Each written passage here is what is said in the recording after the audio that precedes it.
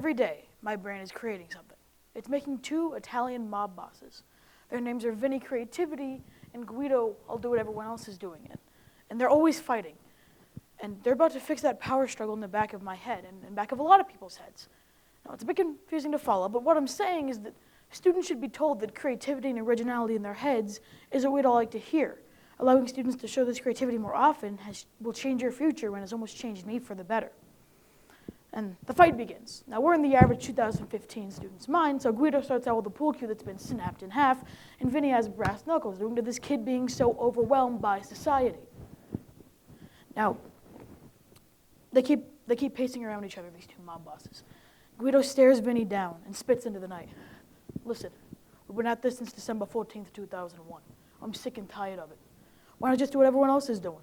It'd be much easier. Plus, I only have to worry about what those more popular kids think of me. But I can get over that. Maybe. Now, creativity has changed our world and will obviously change our future.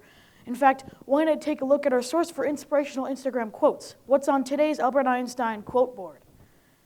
Creativity is intelligence having fun. I'd call it good at best. It does give us that idea of creativity, but that's all the quotes do. They make us think.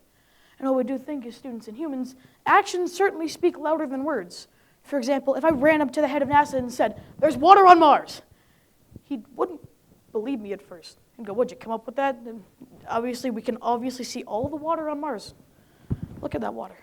Beautiful. But if I began to research and use my own ideas and my own researching planet's surface, sending rovers over years, he'd believe me. I'd be changing the future. I'd be telling first graders their kids are going to thrive on Utah and space. I know. Isn't the most appealing place you'd want to be, especially when we're talking about Moab. Now, back to the fight. And between punches, Vinny's beginning to consider Guido's point. Why not just do what everyone else is doing? It'd be much easier, but he looks up. You're kidding me, right? All right. So say everyone else is doing one thing and you decide to follow. I understand you find that necessary, but originality is the basis of our lives. It's not like Einstein looked at a star chart and said, "Nope, the Roman Catholics are right about Galileo and Copernicus. The sun revolves around the earth." They were wrong. Based on except for all my studies, they were wrong. So was I. Well, why am I wrong? Well, because if I said otherwise, I'd get put in prison back then. Duh. And now the fight's almost over. Guido is on the ground, bleeding out, and Vinny stands above him in his own rage. "I'm sick and I can't stand this anymore. You keep telling these people, these children, that their ideas cannot change our future. You're telling them to wait in line behind everybody else and do it for them with their own unoriginal ideas they got from Google. No one can credit a mom's blog." Oh, that was... And Vinny leaves Guido on the ground there with his brothers. The fight's over. He's won. And he's left him there to think that perhaps following everyone else isn't going to make October 21st, 2015, the day 2 men from 1989 came to the future to find hoverboards and self-tying shoes. Great Scott! It's pretty sweet.